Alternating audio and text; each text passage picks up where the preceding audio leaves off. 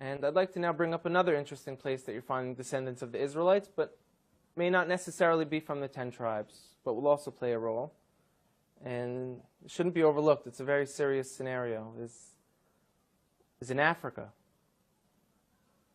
Africa has perhaps hundreds of millions of people with this identity right now of being from the people of Israel. Does that mean they were from the 10 tribes? Likely not. We were taught by the historians and within our own traditions that when the Romans conquered Judea, a few hundred years after that the tribes of Israel went into exile, perhaps millions of Judeans were sold into slavery, into Africa, into Rome, deep into Africa.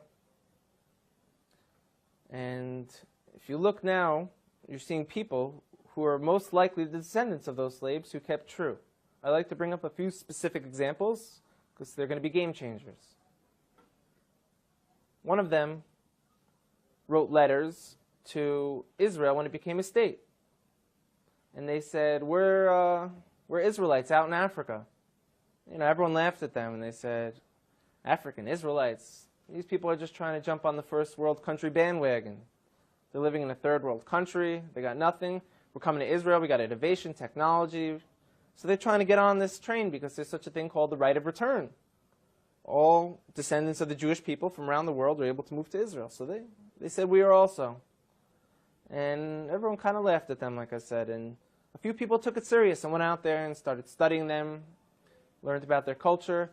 And a professor from Duke University went out there and did DNA testing on them. And he showed not only do they share Semitic genes from people who were in Yemen and back to the Middle East, these gentlemen, a large percent of them, have the Y chromosome to be Kohanim, to be priests.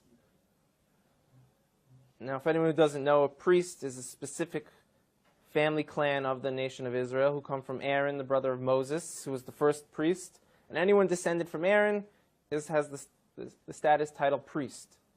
And we found that these men in this village in South Africa called Lemba, L-E-M-B-A, carry this genetic marker to let us know that they share the same as from the Sephardic and the Ashkenaz and the population of the people in Israel today. They share the same exact DNA marker. That's mind-blowing. So everyone kind of got humbled a little bit who laughed at them and said, now what? Now what do we do about this? This could have tremendous implications.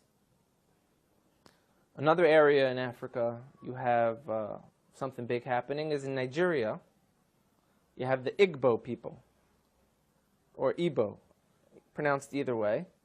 There's 40 million of them, also Christians, like I spoke about before, how that could happen to the children of Israel very easily. But also a lot of them are now coming out and converting back or adopting the rules of the Torah without all the paganism that they've been practicing for hundreds of years. There's been books written about it from scholars in Nigeria, from scholars from the Jewish people. And where it gets interesting is, in America, there was a slave trade. And a lot of the slaves, a very high percentage of them, came from Western Nigerian ports. And in America today, you see a very large movement of African Americans who say that they're the real chosen people, that they're the children of Israel, they're the Judeans. You know, so what are they just trying to create an identity for themselves because they were slaves, or is there really something here? And the answer is, most likely there is something there. And most likely, maybe that they were the original Israelites, and maybe that the Jewish people today who are white, Caucasian people came in a little bit later on. We know that some of the greatest sages of the transmission of the Torah were converts from Rome.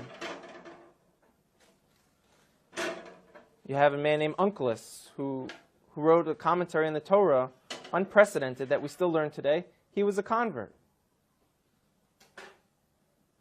Some of the largest pillars on the transmission today were Roman converts.